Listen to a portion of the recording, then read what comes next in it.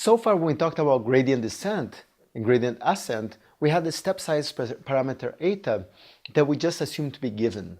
Let's talk a little bit about how to choose that step size parameter eta. And spoiler alert, this is really hard. It requires lots of tuning, and one of the annoying things about gradient descent approach. We're going to talk about a few heuristics of how we might want to do that. Now, one of the most important things you can do when you're trying to pick the step size is to build what's called a learning curve. And this is what I'm showing right here. So in the x-axis, we have the iteration number, which in our gradient descent algorithm we call t. So this is one iteration, two iterations, and so on. And then for each iteration, or maybe you do this every 10 iterations or every few iterations, here I did it every one iteration, you measure the log likelihood over all of the data. So this is basically the log of the product over my data points 1 through n of the probability of yi given xi and the current estimate at iteration t of the parameters. So this is your quality metric. We're going to measure the quality metric after each iteration, after each update. And you'll see that that quality metric is getting bigger and bigger and bigger in a pretty smooth way, which is nice. We start from a lower number, about minus 37,000. Remember, we talked about these numbers being negative, and then they go up and up and up as we deal if we add more iterations. And this is for a particular step size value, eta equals right here, which is equals to 10 to the minus 5. So it's a relatively small step size, and that's how we get this curve over here, which looks pretty decent, and it keeps going up. Now, how did I end up with eta 10 to the minus 5? Basically, what we're going to do is try a bunch of different parameters eta and try to hone in to a good one. And to understand what can happen with parameters eta which is too small or too large, let's observe those learning curves, and by observing them, you'll get an idea, get a sense of the possible behaviors to observe in your data, and then use that to pick a good parameter.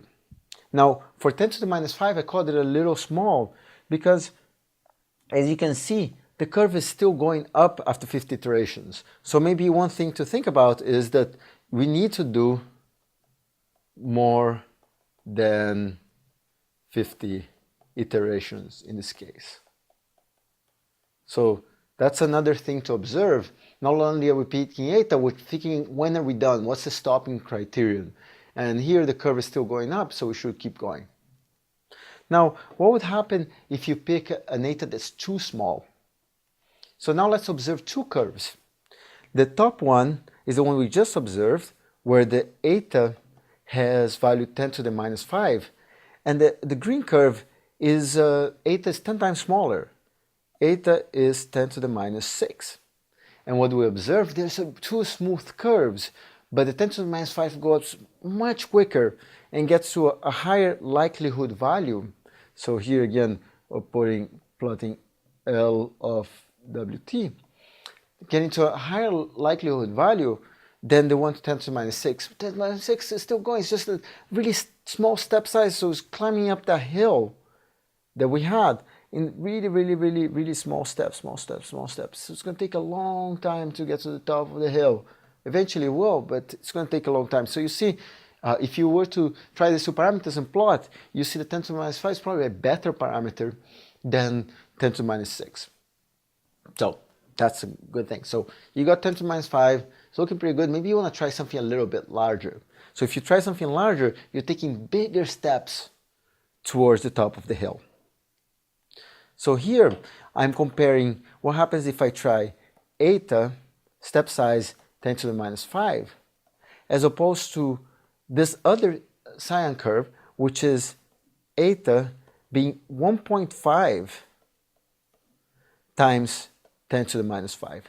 So here we're picking a parameter which is 50% larger.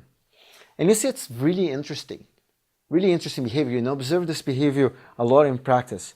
So this early phase here, so you get some early oscillation, but once you start getting, so in the beginning it doesn't do something so good. But once you start getting towards the top of the hill, you see that towards the end, the larger parameter values tend to make more progress.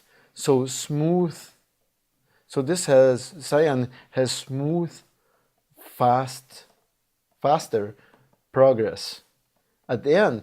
And you see that it's starting to get even higher values of likelihood, so higher quality. Remember that higher here is better as we get more iterations. So it's kind of interesting. If your parameter is bigger, not too big or bigger, you might see some oscillations in the beginning, but it tends to smooth out and do well. So then you might say, okay, 1.5 times 10 to the minus 5 seems pretty good. Let's try something even a bit larger.